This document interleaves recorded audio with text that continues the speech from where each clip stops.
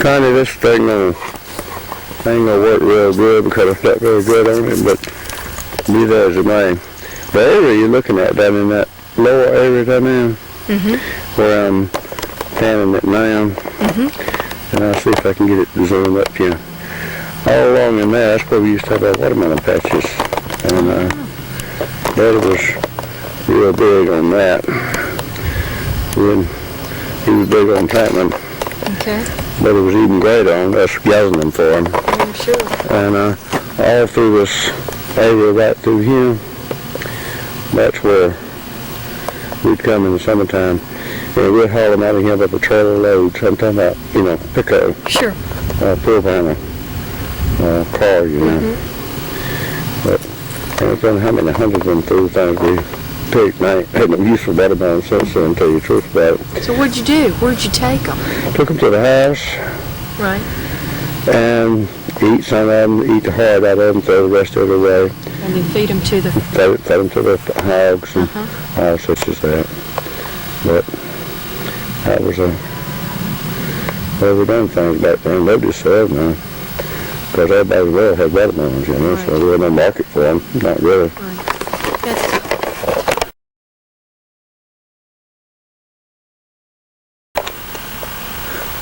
I don't know whether I can bring this up enough to see these on benches or not, but you'll see an outline of a terrace through here, and if we look up here, we'll see another hump. Right. There's also the outline of a terrace. Right. Now, at one time, in between these terraces would be rows laid out to the contour and so forth that stayed within the boundaries of these different terraces. And what you would start with is you'd have long rows starting from the terrace and going to the left like I'm doing here. Then you'd have long rows starting from that terrace there coming to the right like I'm doing here. And in between, when you got close to where it would meet, then the rows would get shorter and would fill in those wider spots out through there is the way it was done. And every terrace was sort of its own domain, and you didn't cross the terraces with the rows. The rows stayed running with the terrace. Okay. That's correct. So the rows of cotton stayed between the two terraces. That's right. Okay. And it was... So it's almost like a border. Well, it was, but it was laid out so that the contour of the land would allow it to drain and keep the erosion down, because without it, these fields would have been washed away and had already lost, there's no telling how much of their topsoil part of these terraces being put in, which was done in the late 40s. Now, I don't know whether it'll show up well here or not, but this is in a rolling area here, and with the terrace control, you were able to keep it from washing and be able to farm it, and it was very productive land. The yields on it were outstanding, especially if you got an adequate amount of rainfall, or even near adequate for cotton. And after this cotton was planted and it come up, when it was about an inch or an inch and a half high, they come in with a harrow and harrowed the land to break up the crust on it and so forth. And then you come in with a hoe and you chopped the cotton, and you're chopping with the space of a hoe wide with 1 or 2 stalks of cotton left standing between those spacings. And it sounds like it'd be difficult to be able to do that, but as you grew up with it, you could go down to there and just chop, and it just worked almost perfect every time, and you didn't have to count the standing leaves or the plants and all that it looked up. And it wouldn't be unusual to see 10 or 12 or 14 people with hoes in their hand chopping cotton. That was one of the slowest an arduous task, getting it off the ground and getting it started with getting it chopped. That was very labor intensive. And as soon as the cotton was chopped, then it would be hired behind it again. And then it was left for about a week and a half. And as it grew quite rapidly. But I'll continue this in just a minute. This cotton was ever planted. It was plowed up, and in the old days before they got tractors, and that didn't happen until about 1949. Prior to that, it was turned with a 2-horse turner, and that was cut. That cut was at about a foot to 14 inches wide at a time. Had 2 horses pulling the plow, and it took days and days and days to plow fill up this size, and that was done in the wintertime. And then in the spring of the year, you run a smoothing harrow across it to smooth it up. And then you came in and laid off the rows.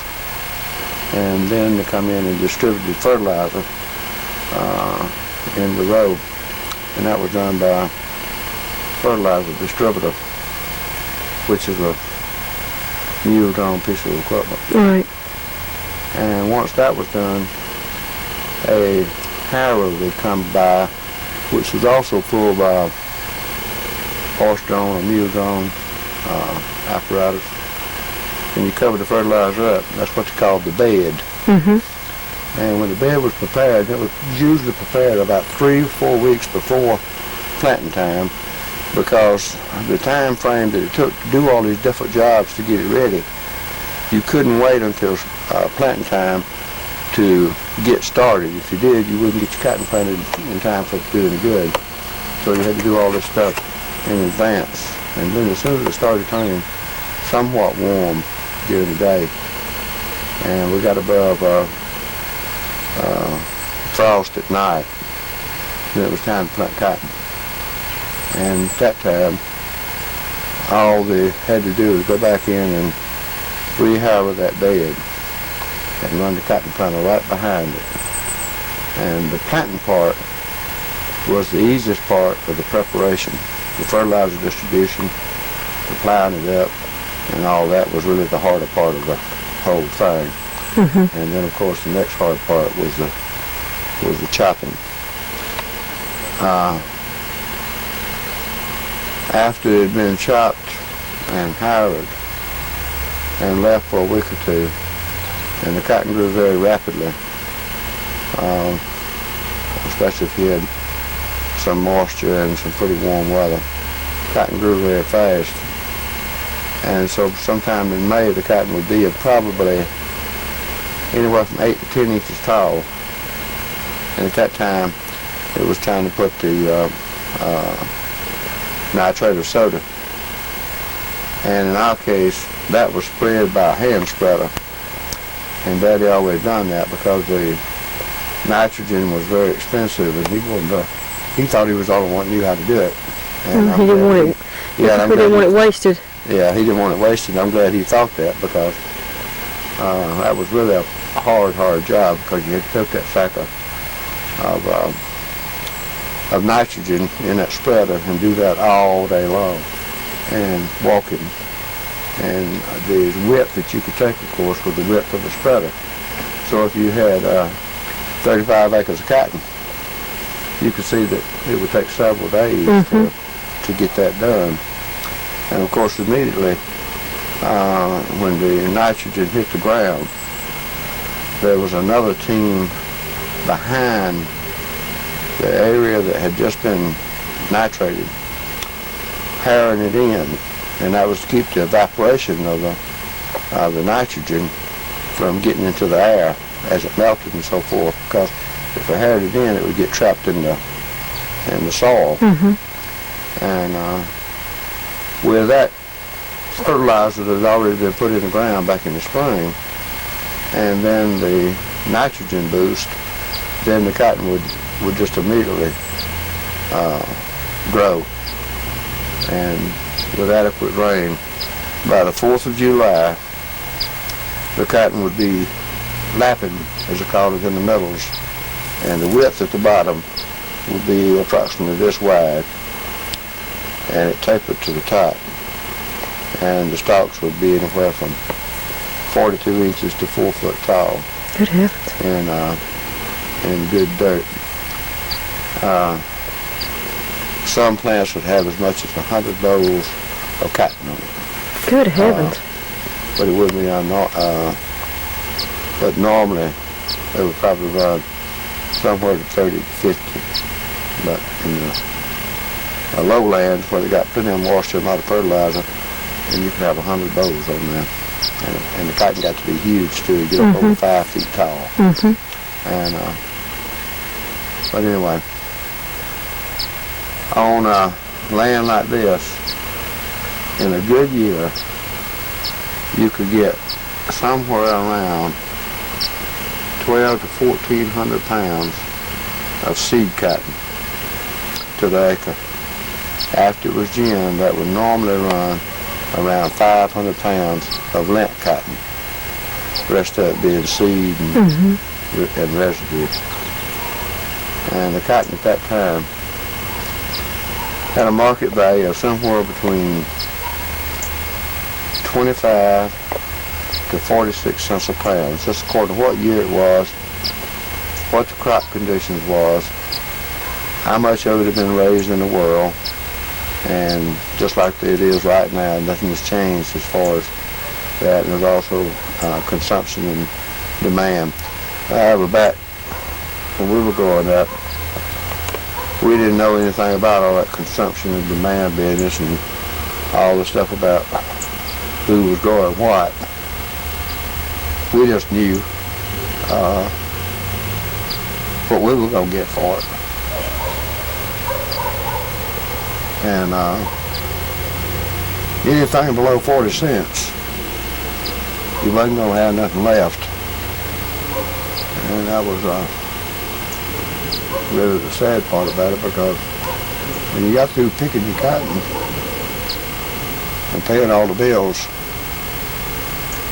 and if you had $300 left out of the whole damn crop, you'd done well. And by the time spring rolled around again, it was time to go to the bank and borrow enough money to make another crop, have something to live off from, while it was you going back through that same production. And of course the cotton picking season started in August, as we talked about. And it will continue until such time as you were completed. And sometimes that was well on into November. In fact, I normally did not go to start school until after Thanksgiving because of the cotton picking routine. However, was not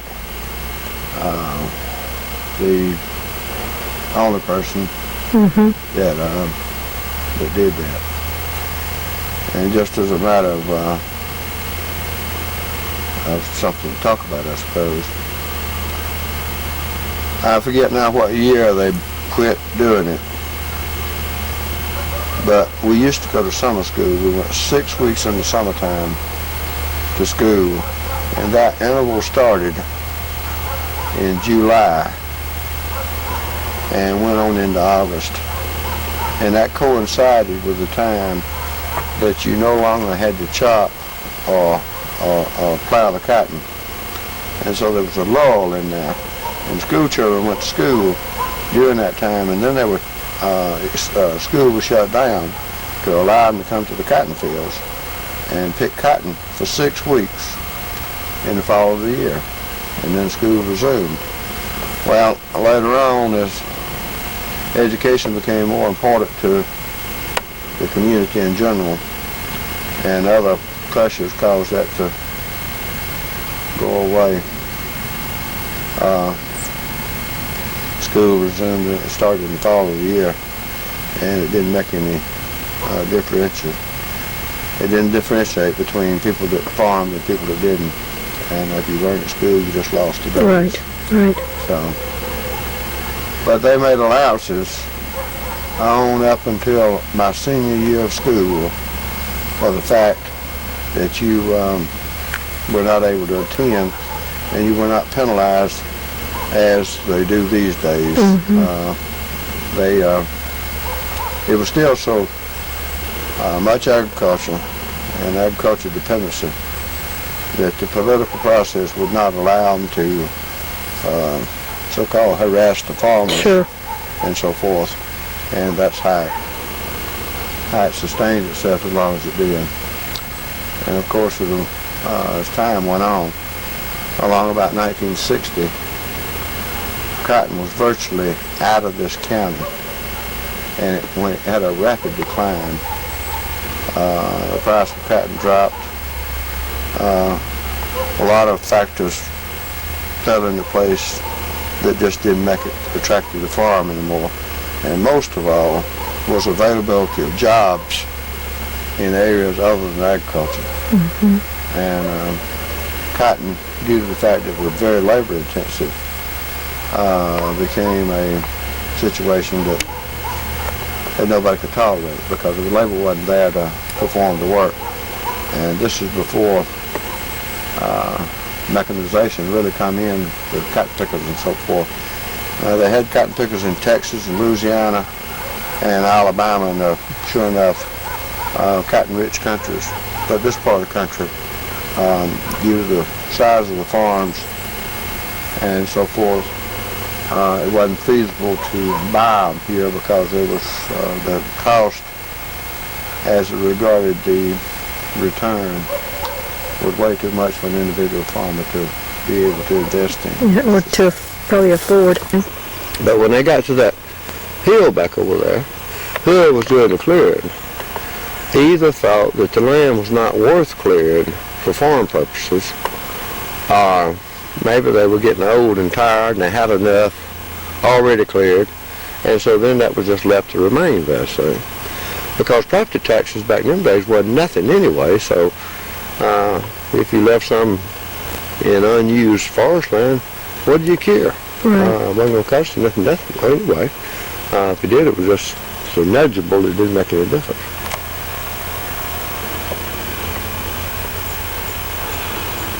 The whole part there that you see that's got the growth in it that's different from the land around it is due to the fact that the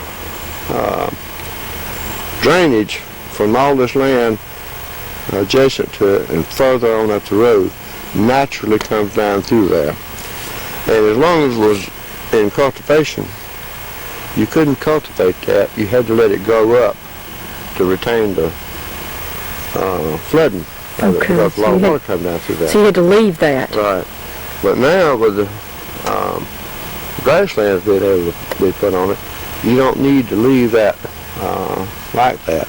Now that area right there is probably really bad, and it's got a deep ravine in it, or it would be covered up. Now they could remedy that problem with a bulldozer and close it over and grass it if they wanted to, and just to make it look better, but that would be pretty expensive just to reclaim that little small spot of land right there, which is the only thing it does is just a small eyesore as it goes, I guess. All right, now the tree that's back behind me is dead now. So when we were farming this, it used to be in the middle of this field, and the pasture fence was not there, and this field went on out several hundred more feet. But that was the place. It had a large shade and everything, and whether we were working on putting in the fertilizer, hoeing cotton, or any work activity they had going on, that's where we normally always kept the water and such as that. And that was kept in gallon jugs, not thermos jugs, but just plain glass jugs. And they were wrapped up in cloth and no blanket or something like that. And they had some ice on them, which stayed in there, probably to around 3 o'clock in the afternoon and until about 10:30 or 11 o'clock in the morning.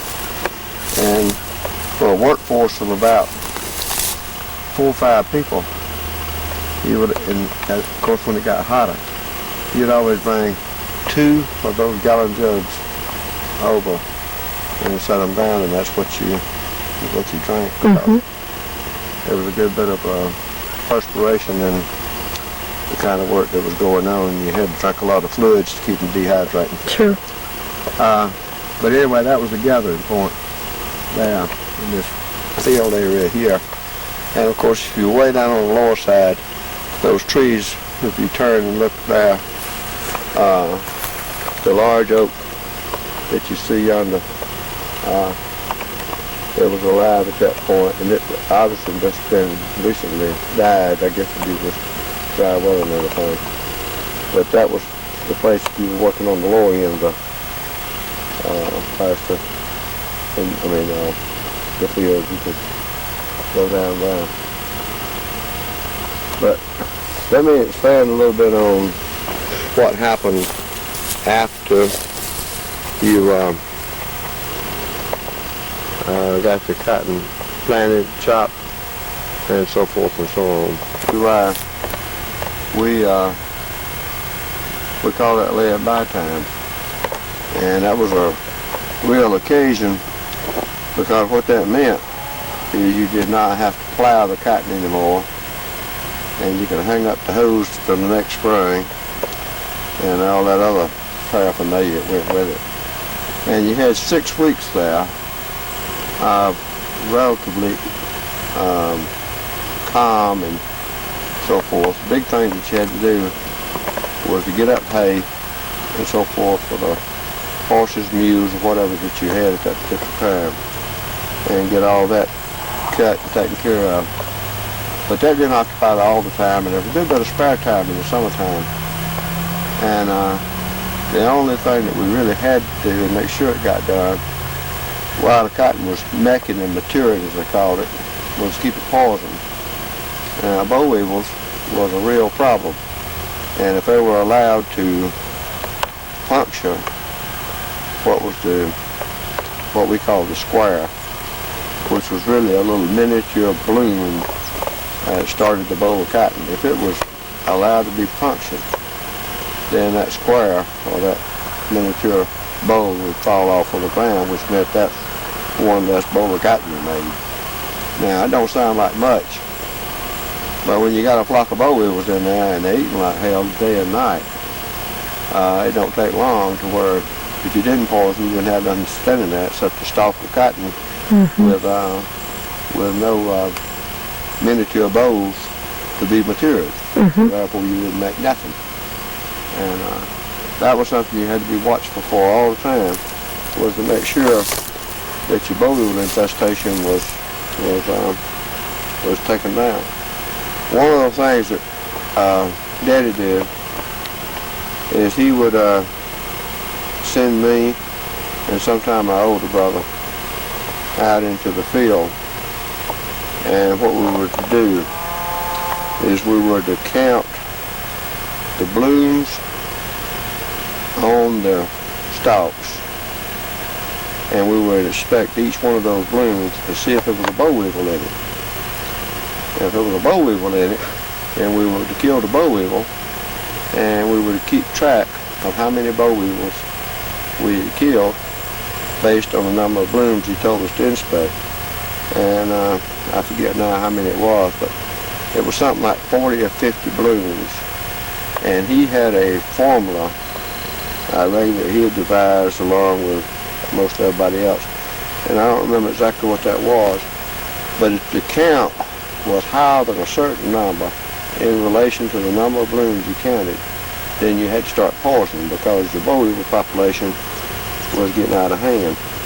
Now, the reason they didn't poison at the sign of any boll weevil, if they had done that, the cost of the pesticide would have been so high that it would have cost more than the boll weevil would have been able to destroy. Right. So they had to seek a happy medium there between cost and damage.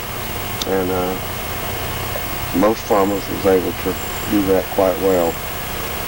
And of course that was accomplished in the early days with a man carrying a cotton duster, 2 straps over his back, fit against his belly here with a plate, had a box on the top of it, and had a hand fan on it.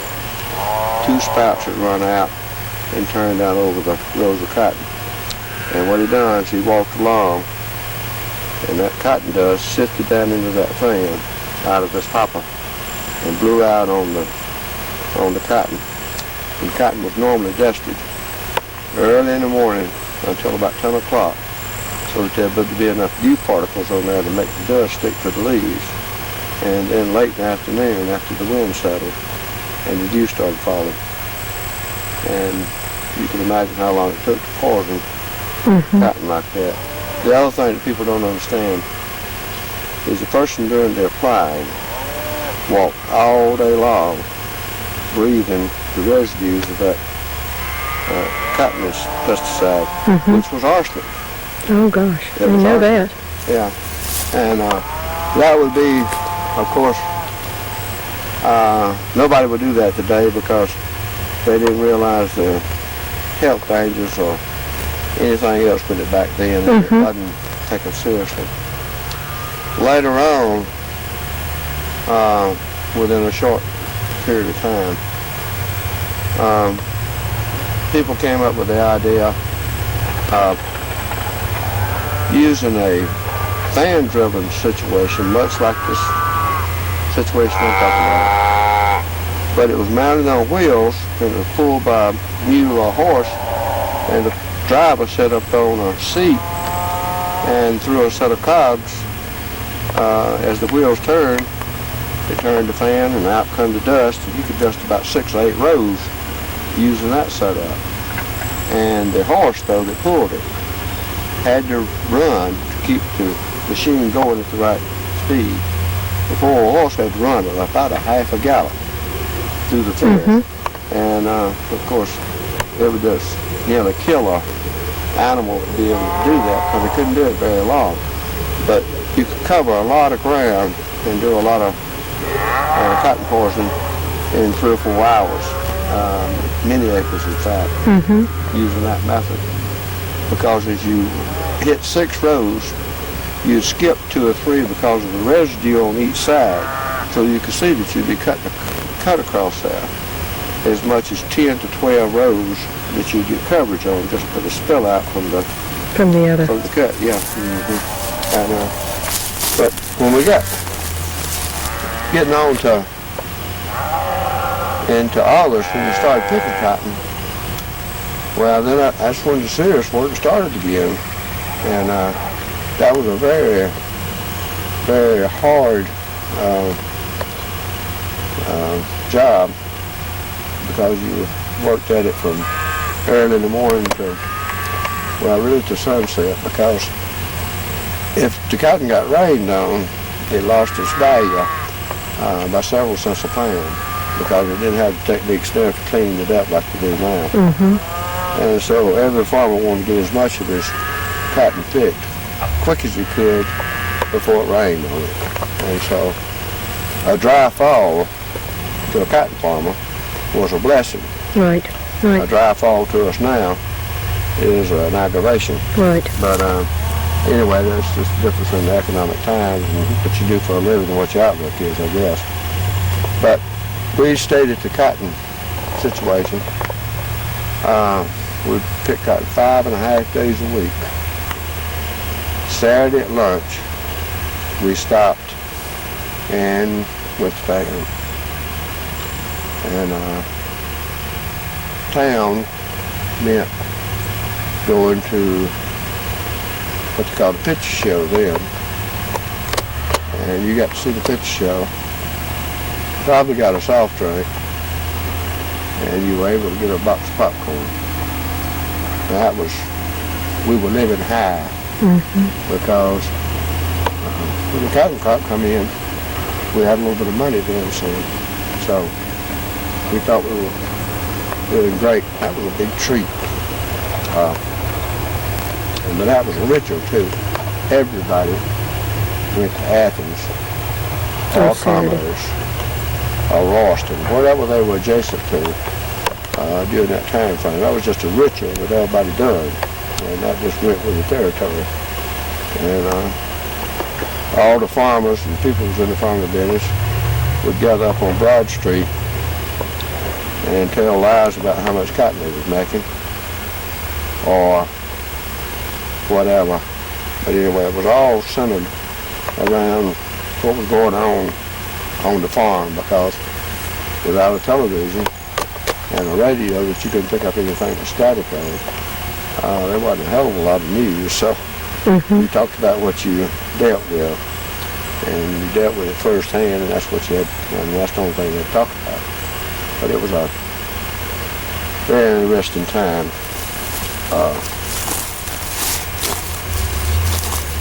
A lot of people learn a lot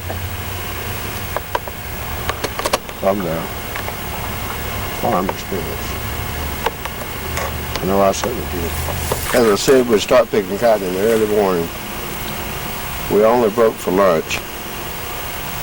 And prior to the cotton picking season, it was customary for Daddy, and lots of times I went with him. And this was the lull time between laying by and getting ready for the cotton crop to start opening. You went out and cultivated your anticipated help, who you were going to get to help you pick it. And so it was customary that you go by and talk with them. And most of the same people you had used to help you chop it and that kind of stuff, because there was a lot of day laborers out there at that particular time.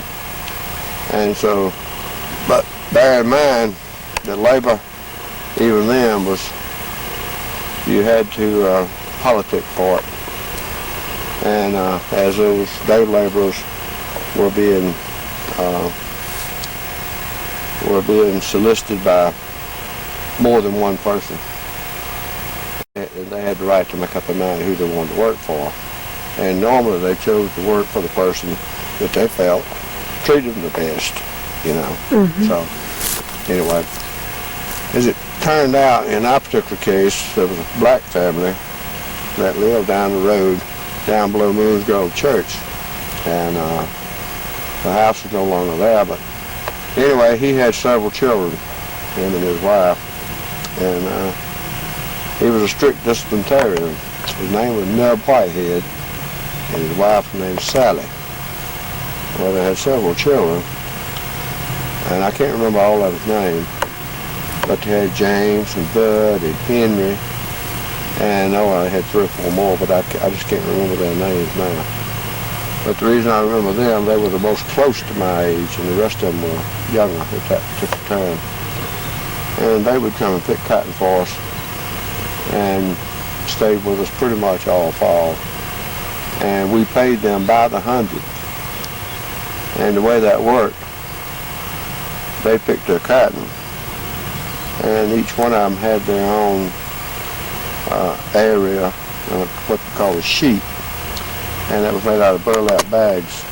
And they poured the cotton out of the cotton picking sack onto that, and they packed it on there all day. And then at night, when it come time to quit, we'd come in and tie those sheets up, had a set of scales, a stick, 2 men picked it up, Daddy weighed it, and if it had 300 pounds, and he was paying $2.50 a hundred, then it's simple mathematics how much they made that day. And that's the way it was done.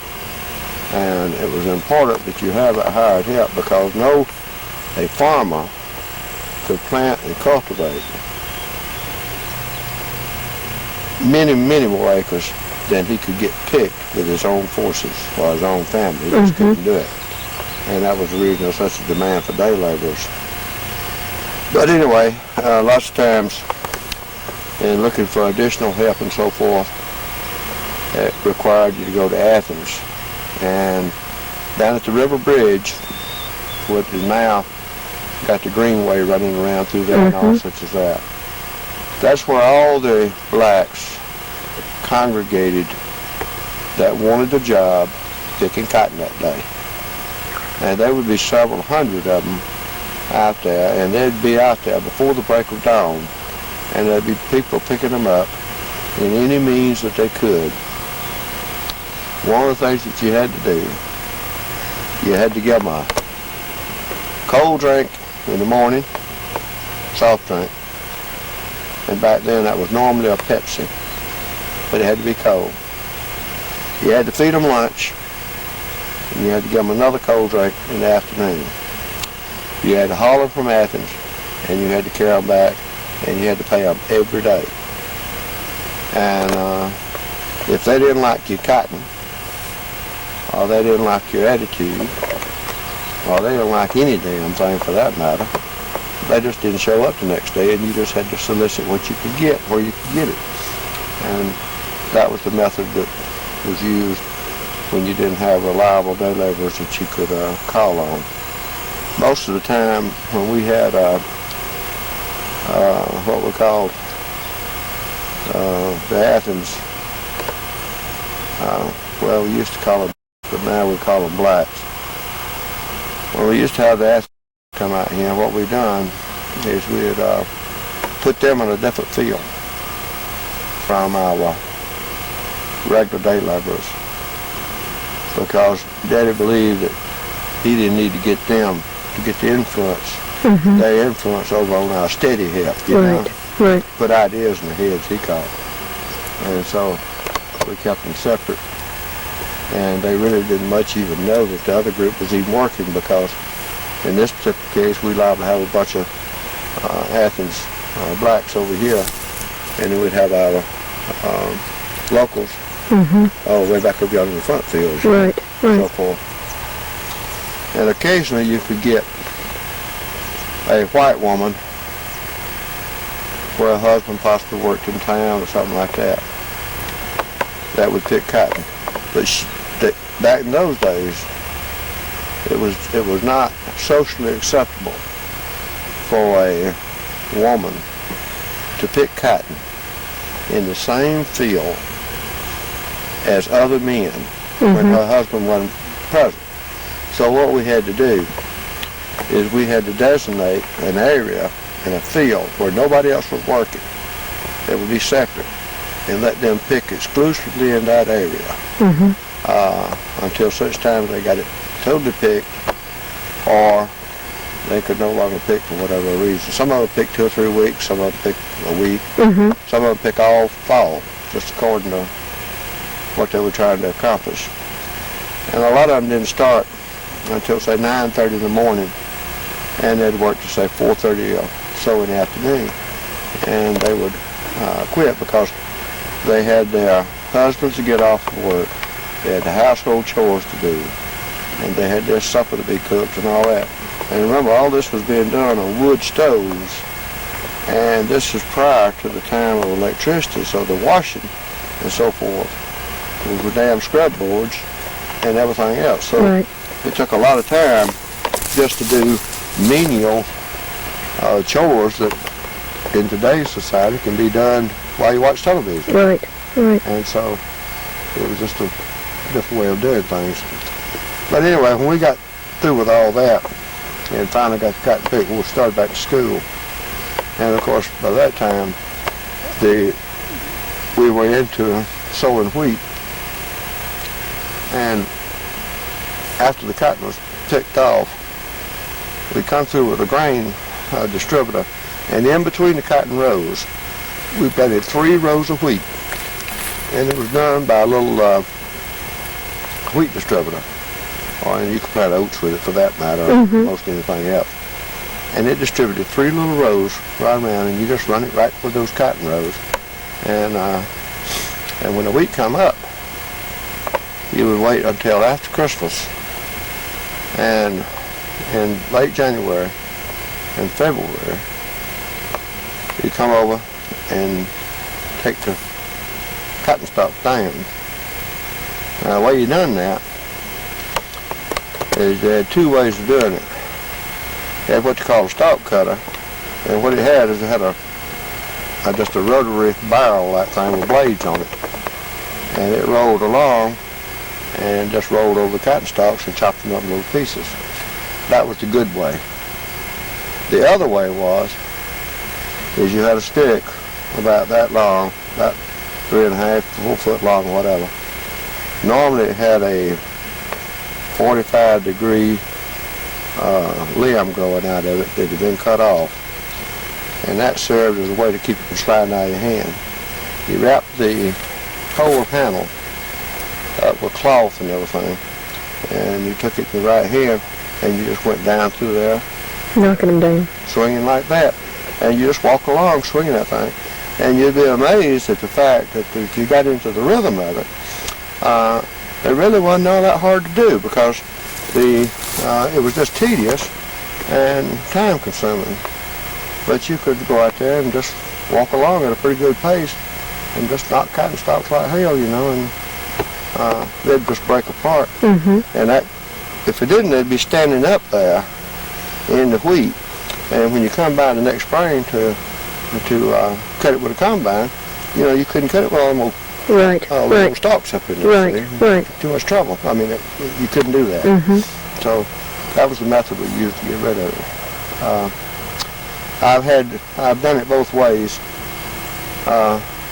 Before we got this stalk cutter, and it was pulled by 2 horses or 2 mules, and you could ride it, or you could walk, behind it. I chose to ride it, but except on the terraces, because it was unstable, and the fool thing could turn over pretty easy. So I wouldn't ride it on the terraces, but as soon as I got the terrace rows cut and the rows adjacent to the terrace road, which was the sloping side of it, then I would get on and ride it until we did that. And the funny part about it is you went down through there, and it would make an indentation in the dirt about, I guess an inch. And the blades was about 30, 35 inches across. And there wasn't nothing but bars of steel with this little, but it's all like blades, but it rolled on those blades. And so, every time the blade hit, the thing would do just like that.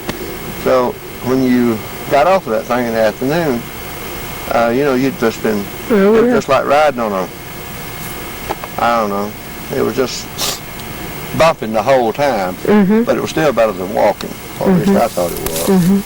So anyway, that's what we done to clean that up. And if you take a look at it, about the only time in the wintertime that you didn't have something to do and you were out doing it, it was either raining, it was terrifically cold, but if it wasn't those 2 conditions, you could make sure that there was something to be done. If it wasn't done, to go down there and cut firewood after you got home from school. And another favorite thing that Daddy always liked for us to do is go down and shuck corn. And we shuck corn, put it in 200-pound fertilizer sacks, so that it would be ready to feed the horses, already pre-prepared, I guess. And a lot of times I thought it was just something to keep us busy. And to keep you out of trouble. Give us something to do. Right. And so that's how we spent the winter months until the spring started arriving, and we got prepped up to get ready for another crop. And that normally the preparation time for it generally started around the last of February. You went through your land preparation and all that in February, March, and the first week or 2 of April, and then the cotton got cut in, you repeated the cycle all over again. Same story, second verse. Yeah.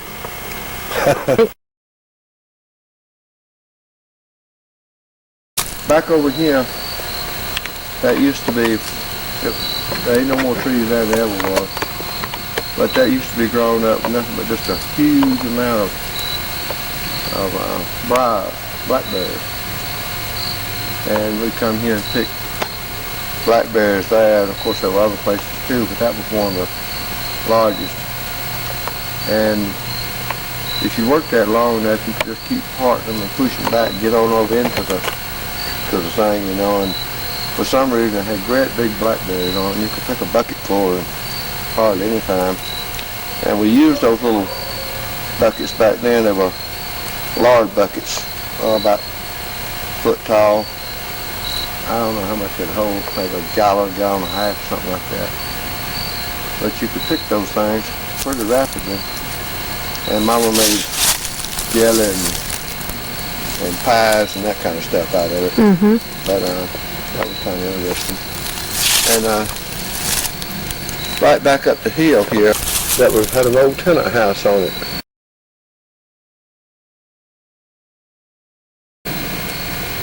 And over to the side was a huge grapevine that they had put there probably years and years before then. And we had, this was back before you had the Japanese beetles and all that mess. And so you didn't have to worry about the insects and so forth. They had a big cherry tree over there. And I had a little old wagon, a pull wagon, that you probably see out at Kofa's and such as that. And you put a wash tub in it. Of course, it didn't fit down in there. It sitting down a catwalk or whatever you call it. And when those grapes get ripe, I pull that wagon from the house up yonder, down through here, and go over, and there's a little opening where you can take part of the fence and fold it back and pull out through there and walk out through there. And I pull that wagon out there and gather grapes. We gather a whole tub full of them. It'll still be on the cluster, you know, and bring them back to the house. And Mama would make jelly.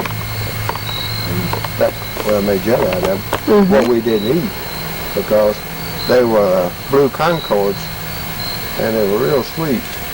Nobody ever done anything to help that grapevine produce, such as fertilizer or anything. Mm-hmm. And in fact, it grew up into a tree, and grew up into the tree, you know.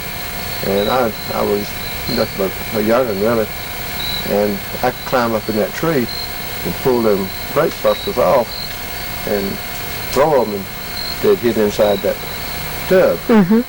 And it worked pretty good. So anyway, I was right proud of that, because that was something that I always done without anybody making me do it or telling me to do it. Sure. So I was right proud of that. But anyway,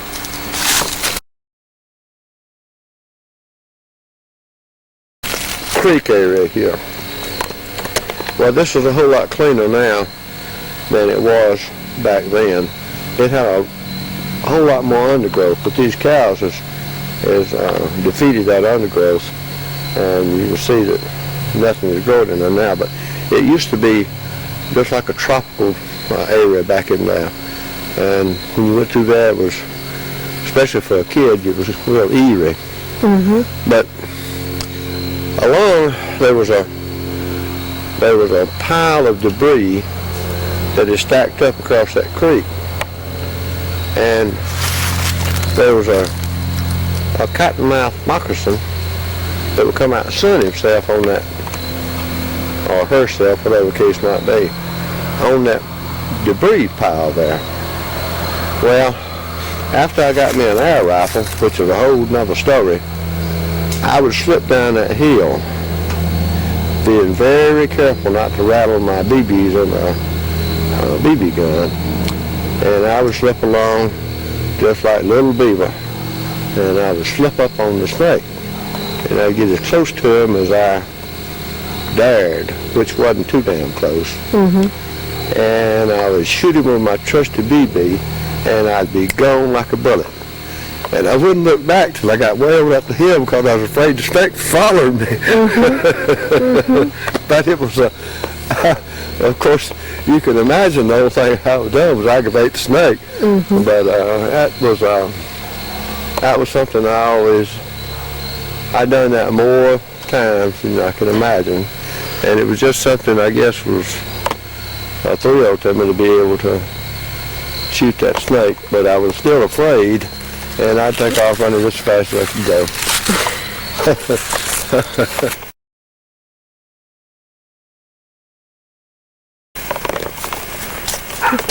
Probably right along here, but I don't have a real good landmark left. Is about where the back of a house was, and it was off the ground. I'd say back on this side, 7 or 8 feet, and had a long set of steps going down to the outside. But when you went out the back door, which was the kitchen door, you went right over to the right, and within less than 50 feet was a well. And the well had a shelter of it. I mean, it was a, had shingles on it, post on it and all that, you know. And that's where we got our well water. As I added side note,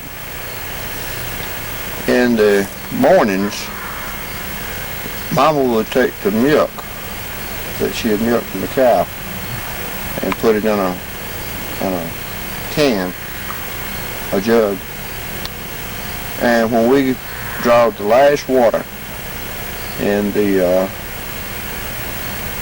morning before we went to the fields, we'd put that jug of milk in the water bucket. And then we would lower it down into the well. And as soon as it touched water, we would peg the windlass or the laying around, you know, so that it couldn't go any further.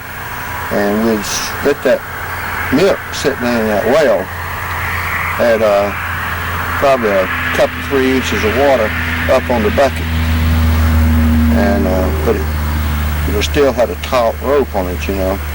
And what we've done that for is, for lack of refrigeration, anything you want to keep cool like that, keep it from spoiling or retard spoiling, is you dropped it down in that well in that manner, and that well is probably around 55 degrees, and up here on the top side it's 85 to 95, whatever the temperature happened to be, you know. Right. And so you could keep things a great deal longer by dropping them down in that cool down in that well down in there.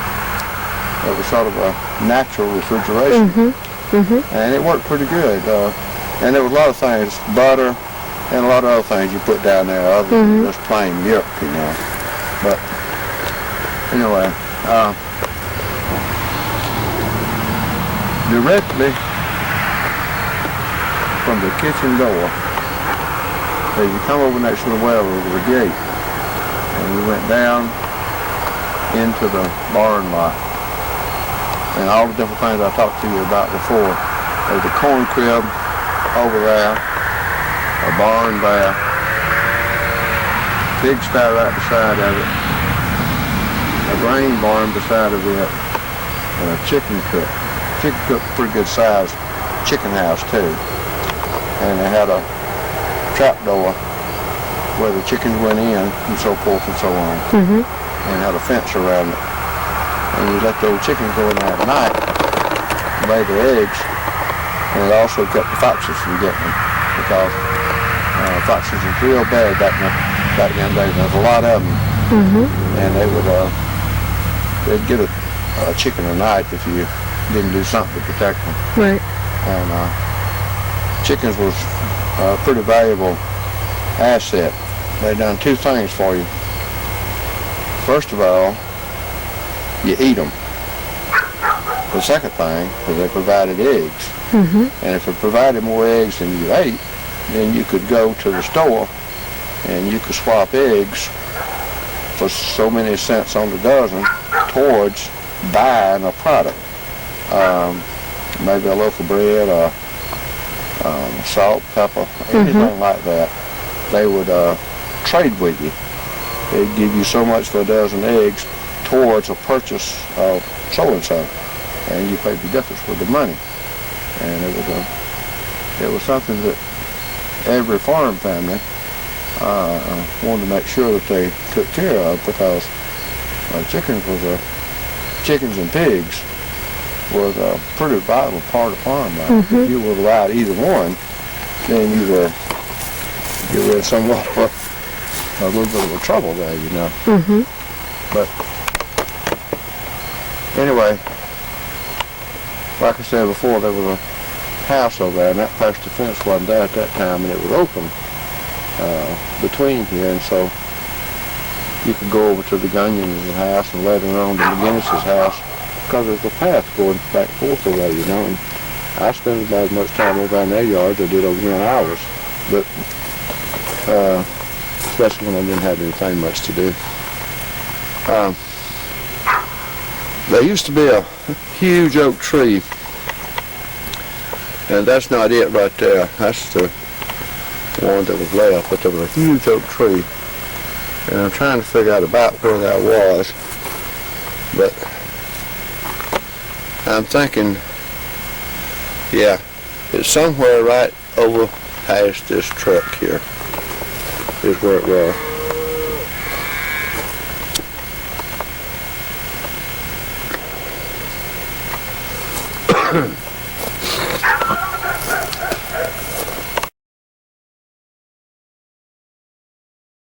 Okay. Yeah. You see that power line out there? Mm-hmm. That power line came into being in 1947. Prior to that, we had no electricity up and down this road, and for that matter, most farm families didn't have any electricity. With electricity coming, we managed to get the house wired, and that enabled us to have one light bulb per room, and it was on an electrical cord with a pull chain on it. Mm-hmm.